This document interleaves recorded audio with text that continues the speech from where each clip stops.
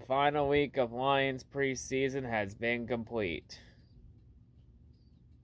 Lions had a preseason game at home against the Indianapolis Colts.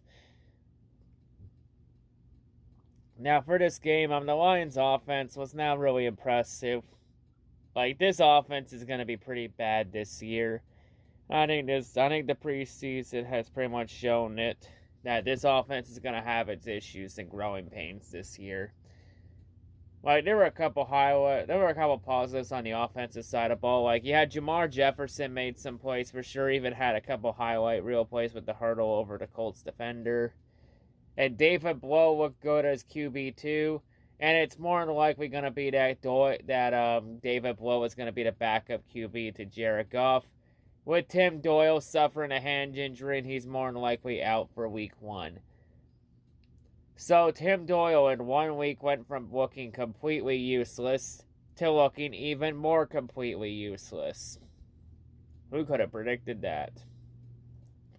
By the way, David Blough being the backup QB to Jared Goff is how things should be. Now, defensively, the defense played well for like 3 quarters of this game. And then the 4th quarter happened. When the defense just proceeded to shit the bed in the 4th quarter. By giving up 18 unanswered points. To a fucking 4th string QB. Well then. And it was the 4th string QB because Jacob Eason would have been the 3rd string QB on the Colts roster. But it's more likely looking like Eason's going to start for the Colts in week 1. So they decided to keep him rested and not injure him too. Since now the Colts QB depth has now been skinned down with Sam Ehlinger getting injured again. And then you got Carson Wentz who can't stay healthy. So yeah. The Colts QB depth is definitely concerning. I'm surprised they didn't make a trade for like a Gardner Minshew or a Nick Foles or anything like that. Or maybe they're waiting to pull the trigger on it. Who knows? Maybe they'll have a trade later today. But yeah, in terms of defense, though, there were a few positives despite the 4th quarter collapse. Like, Charles Harris and Austin Bryant played well in this one, Joey Duckwar has been pretty impressive throughout preseason. Kevin Strong has been really impressive in preseason, getting pressure to the QB. And Derek Barnes, what have we not said about Derek Barnes in preseason? Like, the man's been impressive. Like, honestly, if anything, Derek Barnes needs to be a week 1 starter. We need to see what he can do against 1st string players. And I think Derek Barnes, we put him as a starter, he can make an impact on that defense. Like you can shit on Brad Holmes for the Stafford trade and all this other petty bullshit all you want. Or how he handled free agency, knowing that the Lions aren't a free agent destination. But at the end of the day, make no mistake about it, Brad Holmes and company, they know how to evaluate player talent, and they had a really good draft this year. That's not going to change the fact the Lions are still going to be complete ass this year, but hey, if they keep doing the right things and keep rebuilding the team correctly from the inside out, the Lions could have a good foundation to win within the next 5 to 10 years. There's still a lot of work to do, but they're going in the right direction. They still got a long way to go, though. Still got a lot of things to work on. Mainly the defense has to be better in the 4th quarter, that's for sure. Because the 4th quarter defense, it still looked like a Matt Patricia defense. So literally for the 4th quarter defense, we just got rid of Matt Patricia and changed nothing. Well, I guess the more things change, the more they stay the same. But yeah. So the Lions lose 27-17. And they finish the preseason 0-3. Let's be real. I don't think the Lions really give a shit about preseason too much. Like, the Lions haven't won a preseason game since 2018. Matt Patricia's first year with the Lions. Because 2019, the Lions went 0-4 in preseason. We obviously didn't have a preseason in 2020 because of the fucking Black Plague pandemic.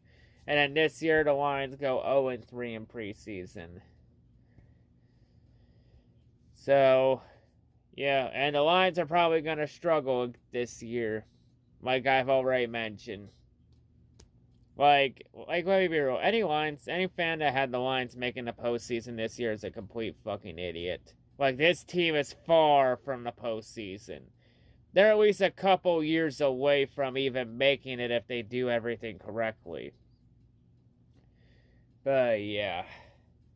So, yeah, next up is the regular season. Time to get ready for week 1 against San Francisco. Against the 49ers. The question is who's going to start for the 49ers? Is it going to be jittery Jimmy Garoppolo? Or is it going to be Trey Lance? My money's on Trey Lance. But yeah. Anyway, before we wrap this up here, I want to show a comment here from a couple Lions fans have mentioned this here, and I've seen it, where one Lions fan is wishing that Jared Goff struggles, and is still butthurt over the Stafford trade. Like, if you're all still salty and butthurt over the whole Stafford trade and having Jared Goff as the QB this year, you all need to grow the fuck up, seriously. Like, where you're wishing him to do bad, and not even giving him a fair chance when he hasn't even had one regular season game with the Lions. Because, oh, you want a young QB so bad. Like, really, Lions fans, if this here is your mindset, if this is the mindset you're coming into this rebuild with in this new era in Detroit with Campbell and Holmes, I'll tell you right now, this mindset ain't it, Chief. This ain't it. And I'll say this here. If you're really trying to prove me wrong after me calling the fan base out multiple times last year, proving me right with shit like this is not the way to do it, Chief. If anything, like I've told you what you had to do to prove me wrong. Don't prove me right. And you can't even get Pat do that right. And you wonder why I think this fan base is fucking pathetic. Man, no wonder I turned heel on this fan base last year. And let me all tell you a secret here.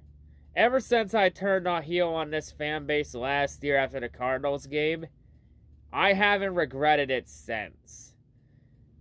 If anything, it's honestly been better for me because now I can push the envelope without giving a single fuck about who I offend. It feels great to be the villain in the fan base. I mean, somebody has to wear the black hat in the fan base. Don't get mad at me because I'm the one that had the balls to step up to the plate while all you pussies didn't. Ain't my fault. It's your own problem, not mine. But yeah, and of course, I've also heard Lions fans still complaining, saying, oh, we should have drafted Fields or we should have drafted Tua. Man, shut the fuck up about Tua and Fields. Tua's a goddamn gonna be a goddamn bust in Miami. And Fields is gonna be a goddamn bust in Chicago because the Bears can't develop QBs worth of shit. And also, QBs out of Ohio State have never been worth a damn.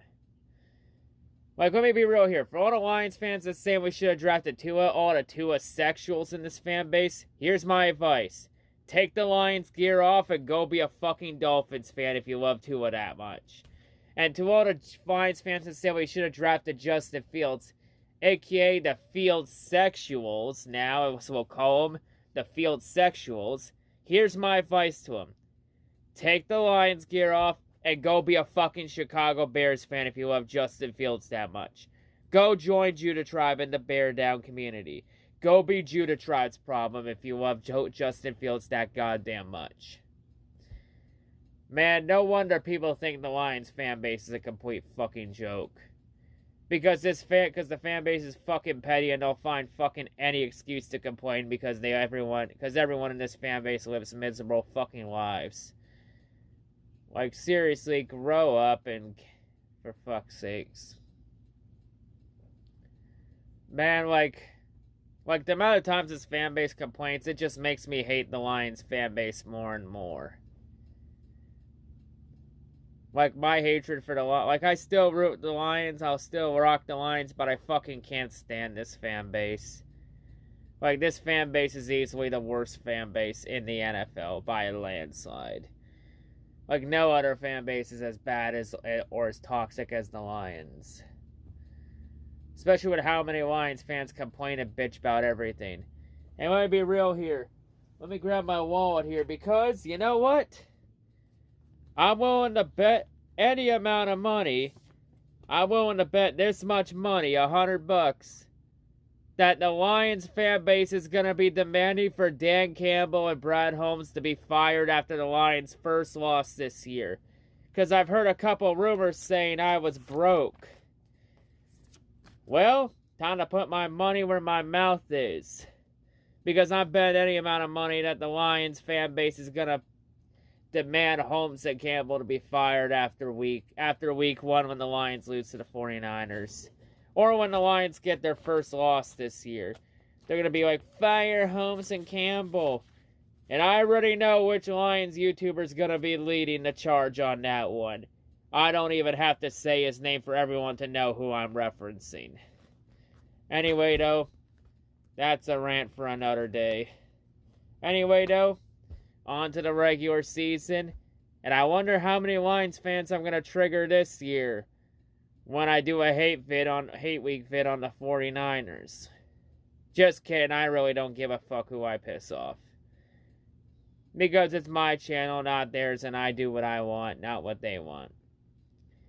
Anyway, let's go ahead and let's take a look at the playoff predictions and see how I think the playoffs will shake up this year.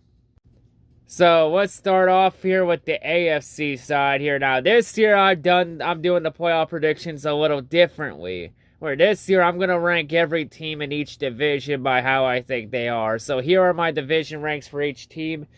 So the number 1 team I have in each division is my pick to win a division this year. So the AFC West and the AFC East, I got to go into the Chiefs and the Bills respectively. AFC North, I'm going to say the Ravens win that division. It was tough between the Ravens and Browns, but I feel like the Ravens are a more complete team than the Browns. I don't have Pittsburgh making the playoffs at all this year. I think the Steelers are going to go into a massive regression, especially with Ben Roethlisberger. He's not getting any younger, and I think Ben's going to have a bad year. Like, I think we're going to see this year with the Steelers. The problems were well beyond Antonio Brown and Le'Veon Bell. And the AFC South, well, it was a close battle between the Colts and the Titans, but with Carson Wentz getting injured and Quentin Nelson getting injured, it's really Tennessee's division to lose now. And in my wild card predictions, I say Cleveland will get in at wild card 2.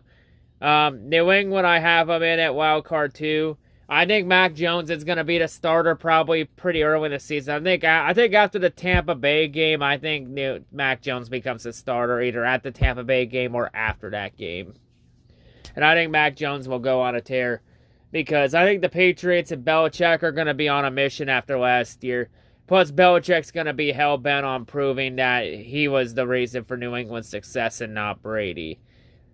And then the final wild card. Originally, I was going to put Indianapolis here, but with the Wentz and the Nelson injuries, I think those injuries are going to affect the Colts in the long run, especially the Nelson injury, because that's a big blow to the Colts' offensive line. I think it'll affect them enough to where I think they miss out on the playoffs. So I'm gonna shock some people. I'm gonna put the Los Angeles Chargers in on the 7th and final wild card.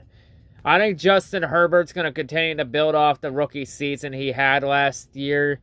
I think the Colts Chargers make the postseason and sneak in on that final wild card. So that's my AFC side for the predictions. Now the NFC side is pretty interesting.